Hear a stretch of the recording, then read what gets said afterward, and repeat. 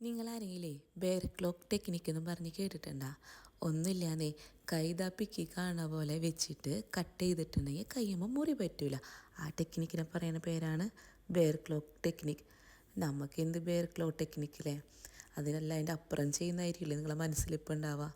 അങ്ങനെ ഫിഷ് കറിയൊക്കെ ആക്കാനുണ്ടായിരുന്നല്ലോ, ഞാൻ മറന്നു പോയായിരുന്നു ഫിഷ് കറി ആക്കാനായിട്ട്.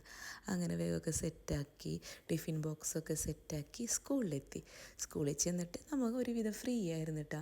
ഞാൻ പറയാറില്ല ഞങ്ങൾ സ്കൂളിൽ നേരത്തെ എത്താറുണ്ടെന്ന്. പിന്നെ പ്രത്യേകിച്ച് പണിയൊന്നും ഉണ്ടായിരുന്നില്ല, ബെല്ലടിച്ച് കഴിഞ്ഞിട്ടായിരുന്നു പണികളൊക്കെ വന്നിട്ടുണ്ടായിരുന്നു. നോക്കി ഈ ബൊക്ക കുട്ടികൾ എനിക്ക് തന്ന ബൊക്കയാട്ടെ, എങ്ങനെയുണ്ട് എല്ലാം. അവർക്ക് ഇന്നൊരു ഗിഫ്റ്റ് എക്സ്ചേഞ്ചിങ് ഉണ്ടായിരുന്നു. പിന്നെ ഇതൊക്കെ എൻ്റെ ഫ്രണ്ട്സ് കൊണ്ടുവന്ന ഫുഡാട്ടാ, നല്ല ദോശയും ചമ്മന്തിയും പാസ്തയും. പിന്നെ സ്കൂളിൽ നിന്ന് ഇലക്ഷനായിരുന്നു കേട്ടോ. ഇലക്ഷൻ ഒക്കെ നമ്മൾ പഠിച്ചിരുന്ന കാലത്ത് ഇലക്ഷനല്ലേ, അതായത് ഞാൻ പഠിച്ചിരുന്നത് ഇരിങ്ങാലക്കുട ക്രൈസ്റ്റ് കോളേജിലാട്ടോ.